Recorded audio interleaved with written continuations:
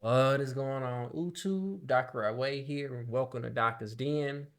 Today I have a very special video for you guys today. Well, I'll try to do a small beginner's guide to Civ 7. I'll do my best to um, explain a lot of the concepts from the perspective that you haven't really played Civ before, and even if you have, I still feel like you'll get a lot of value. And I'll try to kind of take it slower at the start and then really build upon that. So I don't know if I'm gonna necessarily do like a very long video, but I think I'll do just kind of like a short one and kind of just introduce you to some of the like very high level basic concepts, and then I can do deeper dives. And I may make this like a playlist series, so to speak. And then at the end of that series, I'll make it into more well thought out single video, long video, obviously guide. Boom. So let's get into it. So I just want to start off by saying that Civ is a very complicated, a very thought out, a very intricate game if you really wanted to play the game at that type of level. And it can be very treacherous sometimes too. And it this one in particular, I feel like doesn't do the best job of explaining a lot of stuff. So hence why I felt the need to like really make the video. So assuming that you haven't played before, you're probably gonna play like a single player game unless you're playing with your buddy, but new game. And then the first thing that you're gonna see is the leaders. This is the persona, so to speak, that you're taking on.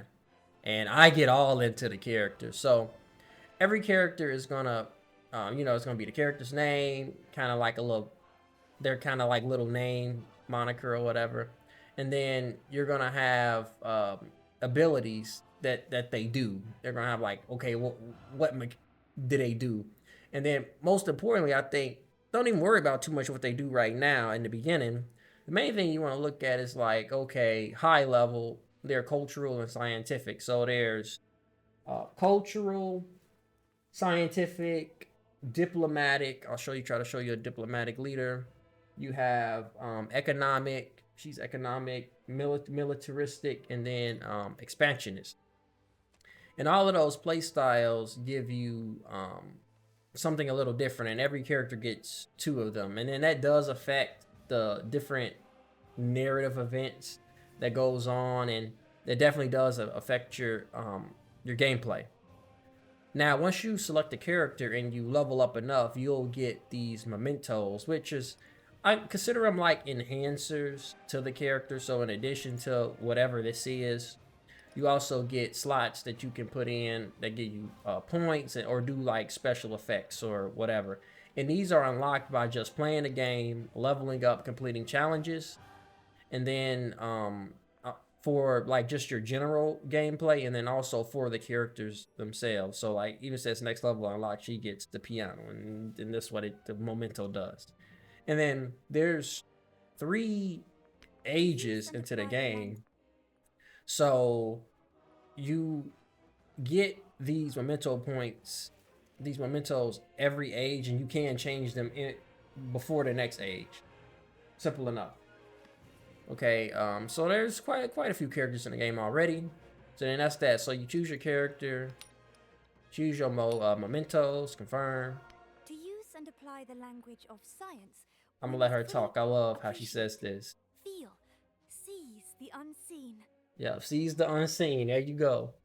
All right, so then you get to choose whatever age that you're in. Antiquity age is the first age, and that's kind of like the ancient times. And they have their own set of civilizations for that. I'll get into the civilizations in a minute. But that's the age. It's kind of like the start of the game. You're building the basic stuff, laying down a foundation. In the exploration age is when you start seeing more naval ship based exploration where you're going, to other lands and doing stuff with that. And then the modern age is kind of the final age. And usually by that point, the game's over and there ain't much really to say about the modern age other than you usually destroy it. Whoever comes out top by honestly, the antiquity age, but you can't change the exploration age. The modern age is just okay. Now you just shit on everybody. Boom, there you go. So then you can choose what age you want to start in. I highly suggest you just start in antiquity. That's how the game is meant to be played, for my opinion. But feel free to start however you want. Okay, so now depending on what age you start, you get to choose a Civ. And the game tries its best to kind of give you good recommendations. And for the most part, these recommendations are okay. But I highly suggest you come and read exactly what each one does. But then as far as the Civs are also going to have their own play style as well. Greece happens to be cultural and diplomatic. And, like we said, Ada is scientific and cultural. So definitely there's a cultural connection with that. And it says it's a geographic choice just because it's like in Europe or whatever. Okay. So every Civ is going to have certain characteristics. Like it's going to have some sort of bonuses appear. They're going to have some type of unique unit, typically military unit, just in case it's the hoplite. Some Civs have great people, but not all of them do. Like for example, Carthage doesn't have that. They have this special settler instead. But some of them have these great people, and then some have ageless buildings. I'll get into that, and then other ones have try to find one these improvements that you can put on tiles. Some have buildings, some have these improvements. We'll get into what that means later. So kind of like they have all these different buffs or special things that's unique to the Civ. In addition to that, there's gonna be a tech tree. I think it's like the civics tree in particular, and each civilization has its own specific civic tree. Not to be confused with the tech tree. I'll talk about that later too. So then once you choose the character that you want, the Civ that you want, then you kind of get into the difficulties. I highly suggest for your first time, you just play on Scribe. And this game can take a long time. Standard this game, you're sitting down for hours. If you want to play through the whole thing, you're sitting down for fucking hours. You are. I feel like online, these are just my recommendations. I feel like online really covers up a lot of mistakes. So I personally don't play on online. I, in fact, like the slow and methodical gameplay where you can really feel your mistakes on standard. On Civ 7, I used to play on Epic, sometimes Marathon, but I feel like if you have some hours to kill, if you're into that, standard is good, but honestly quick. If you want to enjoy the game at a decent pace, but you don't want to do online where I feel like a lot of mistakes are covered up, because online is like half the time is standard, so it's twice as fast. So I think quick is a really good compromise. You get to choose the map type. I would just keep it Continents Plus. Continents Plus is basically two major land masses. Half of the players start on one, half of the players start on the other. And then there's some smaller land masses in between those big land masses with an ocean as well. And then continents is just two big land masses. Then this is kind of more of like a fragmented island type play. I don't even know what Fractal is, Shuffle, Terra. I don't even know what the other ones are. I'm not very interested in playing that way, but you could probably go on the website. It's probably a good time to bring that up. If you want like more information or blurbs about the game, you can go to Civilization 7 official site, player resources, and then you can look at game guides, the glossary, New Settlers Hub. Some of the stuff actually on the website is actually quite good in my opinion. It doesn't get into like the gritty details, but it definitely provides you some context into the game, especially the glossary. You'll understand a lot of what people are saying if you kind of look at that, and I would definitely recommend that you do that. So like I said, I like Continents Plus, and then you can choose the map size. There are some advanced options. These are like the basic ones. So start position, I would do standard. So certain characters, because of they need certain types of terrain or things of that nature, they're biased to starting in that terrain because that's what makes the character the character. If you don't start in that terrain, you ain't getting none of the bonuses. So, but I think balance makes it so everybody kind of starts off the same way. So I don't think that bias necessarily comes into play, but do not quote me on that. Somebody definitely more well versed on the game than me can explain that. Now, as far as the age length, there's actually objectives to the game of Civ. You're just not necessarily building up your cities. You're building them with the intent on completing quests. If you're playing the game for that reason. And as you complete these quests, it moves the game along. And if you play on standard, I think once you do, there's 4 different ways that you can kind of beat an age. Once you do one of those, the game ends. And for quite a few reasons, I would definitely do long, because you can damn near complete all 4 quest lines on long. I've literally done 3 every time that I've played on long. So I would definitely recommend that. And then also from a unlocking and XP perspective, it's better that you do that, because you have to in order to get XP to level up, you have to play and complete all of these quests for all of the characters, and it would take forever if you did it on standard or abbreviated. I would definitely do long. You're gonna have way more fun on the game, I promise you that. Now, there are natural disasters like storms, volcano eruptions, things like that. And you can make it happen more often and make them way worse. And there are benefits and drawbacks to doing that. I just usually keep it light. Crisis are this kind of, oh shit, the world is going to hell kind of event towards the end of an age, that some of them can be very, very oppressive. But everybody goes through it at the same time. And it's kind of like a curveball, so to speak, into how do you deal with this situation. And if you can learn how to deal with those very well, that definitely contributes to your success. If you're into like getting the seeds and stuff like that and getting the right map, the same map, you can mess around with the seeds too. And if you want to save your character, your mementos, and all of this shit, then you can go to save config and then save it. Boom. Over here.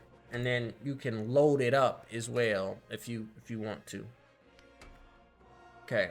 So now I've been on the menus long enough. 13 minutes is a hell of a long time. So let's launch the game.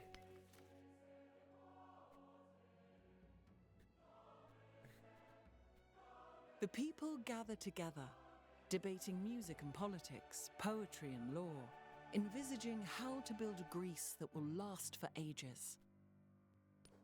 And I'm gonna say right now, you know, don't get bogged down into, oh, this is the best character in the game, and it's this and it's that. This is a game that's meant to be enjoyed. I mean, the mantra of the game, I think, is build something you believe in. Ada Lovelace is a very interesting character in history. Get into the characters. Get into the lore. These aren't even characters. These are real fucking people that existed. Like, straight up, serious contributions to today's world. I really highly suggest you read about these people on your free time. Find somebody that you like to play, and just play the game and have fun and get into the character. Get into the. I mean, I literally play Ada every day. She's my favorite person in the game. I liked her as a person even before this game came out. I love Greece and the mythology and all of that stuff, the lore. I like playing the character, so the game goes a lot better when you're actually playing the game from that perspective, in my opinion. But if you're into the, oh, this combo is this and that, and you can destroy everybody, then that's okay too, I guess. But I highly suggest get into the lore. I feel like the game plays better that way. Okay, so when you load into the game, it just gets overwhelming because you can actually pull up if you go to your options, which I probably should have done. You can go to, I think it's game, and there is a tutorial, but I find it just like clutters the menu, so I just turned it off and figured it out myself. Quick movement is nice because it kind of speeds up the units, so the game goes a little bit quicker. But for the sake of the video, I'll just kind of turn that off. And then, so when you first get into the game, you have a founder, which isn't quite like a settler. So because they have cities and towns, when you're first, the founder actually makes cities, but every other settler that you make, and this isn't a settler technically, the settlers that you make later, they turn them into towns. You have to convert those towns into cities. I just wanted to point out that distinction. And before you do anything, before I even do anything, I just want to kind of walk you around these different menus. And I purposely turned off a lot of my mods so your screen looks like my screen, or my screen looks like your screen.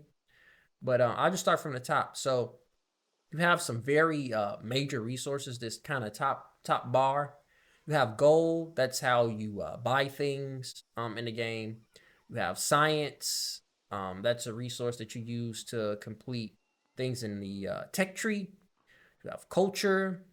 That's a resource that you use to work towards completing civics in this tree here. Show you what those two trees look like. Quite expensive. Then you have happiness, and happiness is kind of got two parts to it. Happiness at when you gain happiness as a resource, it allows you to work towards what's called a celebration, and that number will come down here. And when you get a celebration, you'll get to choose one of your government bonuses. More on government later. And also, happiness is important because if you have negative happiness, bad things start happening in your city, and your citizens basically destroy the cities or towns that they're in. Influence is how you do different diplomatic actions. I can't show that to you right now, but I will be shortly. And then you have this settlement limit. So you get starting off 3, but you can get more in these various tech trees. And then if you go over the limit, all of your settlements get a -5 happiness up to a certain amount. And like I personally wouldn't go over the limit that often. Like, let's say there are reasons where you may go over the limit a little bit, but generally speaking, if it says build 3, don't build more than 3 or have more than 3 settlements. Okay. And this is where I was talking about, like, the whole point of the game is to do these different objectives. So you have a culture objective, and this changes each age. That you have different ones. So for this first one, you got culture, you got military, you got science, and you got economic. And when I say that on almost complete all of these, you know, I mean, I bet it's the way to do it all. But I usually get at least 3 of these all the way done, and then one will be like almost done as well, like in this kind of 75% completion. Okay. You can also see where everybody else is at once you discover other people in the age. Others CEOs and leaders. Okay. So you kind of went over, this is your social policies. This is where your resources show up. And I'm gonna pull out my notes here, because I can talk a little bit more about resources right now. Well, maybe I can't, because I can't show you. Can't show you them. I'll show you to them in a second. So I can show you. Let's see. I don't see city resources.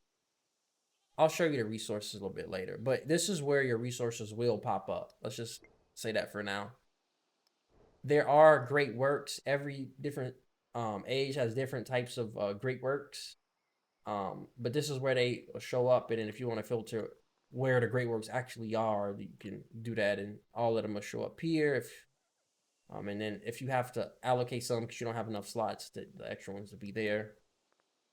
Then you have religion. Religion kind of is different throughout the ages. We'll get into that later, but this is like your religion tab. This is your player unlocks. This is like, so when you play a certain character, a leader, and you play a civ, you'll get certain unlocks automatically, but you can also unlock other civs by doing different challenges, like having 3 camels, like having settlements that have mountains in them, so on and so forth. This is where you see how many legacy points you have. So you get these points by complete different quest challenges, and the primary way is just by doing these trees. That's the primary way, by completing these quests. That's the primary way you get a lot of those points. And then this is a cheat panel. This is just this is a mod that this is the only mod that I kept on, and that's just so I can like do certain. Ooh, that's the wrong thing. This is just so, don't tell me I messed this up. I'm not gonna be able to show you this. It's gonna be terrible. So I'm not gonna be able to F8. So I might not even be able to use a cheat mod. I'm gonna have to fix that up because I got 2 hotkeys right now for that, but I don't think I really will need to. All right, so now we can go over kind of this. Let's just start here. So if you click this right here is like your ribbon, and I have it set to always on. I should probably turn that off. You can make it so it's always on. The character ribbon. I think it's the game. Where's that?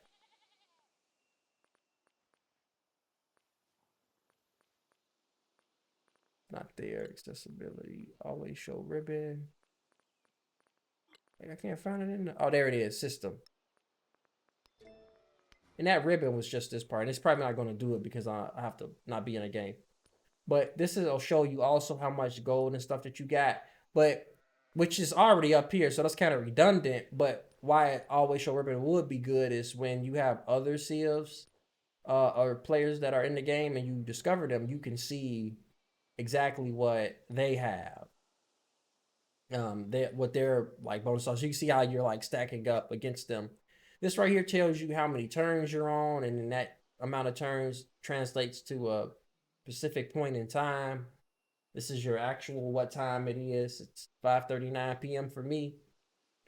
And this should be a lot better, but if you want to like understand certain concepts and see like in game as opposed to like the website, you could come in here and I mean it's all types of juicy information in here where you can learn more about the game. Most people won't read this because people don't like to read. They prefer to watch a video, but some people are into the reading. I am.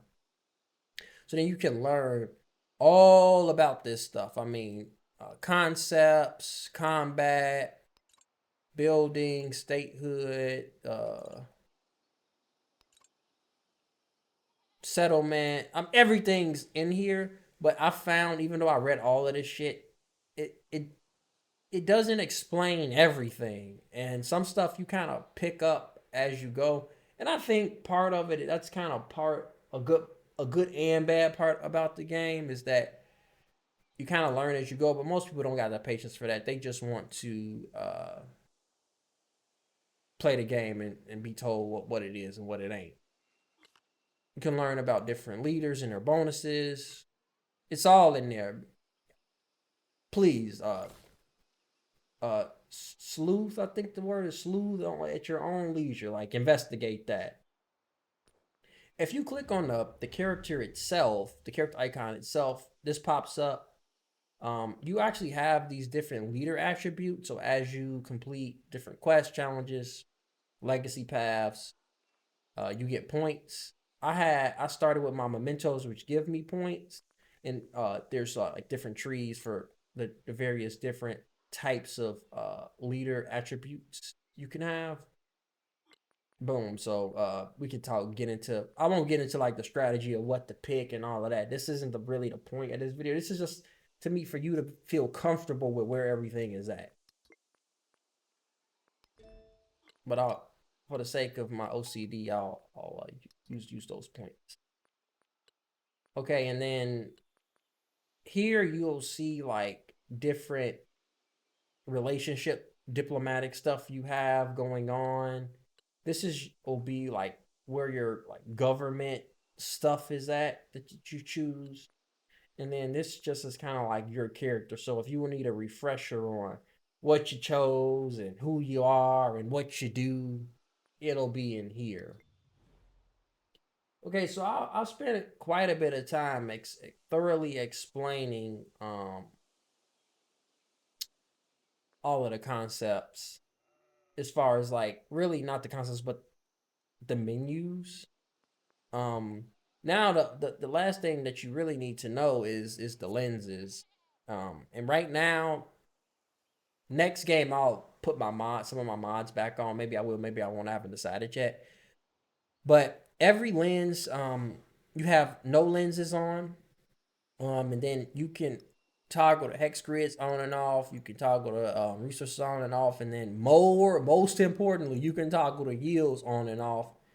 Turn them on so you can see exactly what each tile is giving you. Okay. This is a settler lens. So the blue is basically where you can settle and have fresh water. Without fresh water, you have a -5 happiness penalty. So you really want to, especially for the first city or the first couple of settlements, to settle on fresh water. I'm just going to tell you that right now. This shows you what continents. There's usually 4 in all games. I don't think any map has more than 4 right now. I typically turn this off because when I'm using this lens, I'm just trying to see, okay, is this another continent or not? And I don't really need any other information. Then this is a trade lens. When you start doing trade routes, we can talk about that, but that's what that is. And these reset every single game, so you have to kind of set these up the way that you want them every time. I'm sorry, but it's up.